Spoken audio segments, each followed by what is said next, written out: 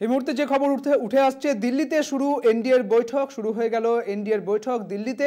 তৃতীয়বার ক্ষমতায় এনডিএ জোট। 250 আসনের আগেই থেমেছে বিজেপির রথ। ম্যাজিক ফিগারে 272, তবে এনডিএ 293টি। কিংমেকার হতে পারেন চন্দ্রবাবু, এমনটাই মনে করা হচ্ছে, এবং নীতিশ কুমারও এই কিংমেকার হতে পারেন বলে জানা যাচ্ছে।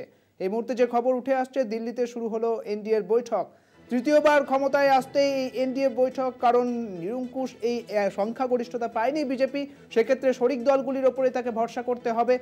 কাজেই কিংমেকার হতে পারেন চন্দ্রবাবু নাইডু এবং নীতিশ কুমার। যদিও চন্দ্রবাবু জানিয়ে দিয়েছেন তিনি বিজেপির সঙ্গে রয়েছেন। রাষ্ট্রপতির কাছে প্রধানমন্ত্রী তিনি পৌঁছে গিয়েছিলেন আজ, এবং 8 জুন শপথ নিতে পারেন তৃতীয়বারের জন্য প্রধানমন্ত্রী হিসেবে মোদী। এবং এই তৃতীয়বার ক্ষমতায় এনডিএ জোট, যারা আজ বৈঠকে বসেছেন। 250 আসনের আগেই থেমে গিয়েছে যেহেতু বিজেপির রথ, কাজে শরিক দলগুলির ওপর ভরসা রাখতে হবে বিজেপিকে, এবং কিংমেকার হতে পারেন চন্দ্রবাবু নাইডু এবং নীতিশ কুমার। এবং রাষ্ট্রপতির কাছে আজই প্রধানমন্ত্রী গিয়েছিলেন, তার ইস্তফা জানিয়েছেন এবং সম্ভবত ইস্তফা দিয়েছেন, এবং সম্ভবত 8 জুন শপথ নিতে পারেন মোদী। তৃতীয়বার ক্ষমতায় এনডিএ জোট দর্প চূর্ণ করে জনতায় জনার্দন, একেবারেই সংখ্যাগরিষ্ঠতা পায়নি বিজেপি।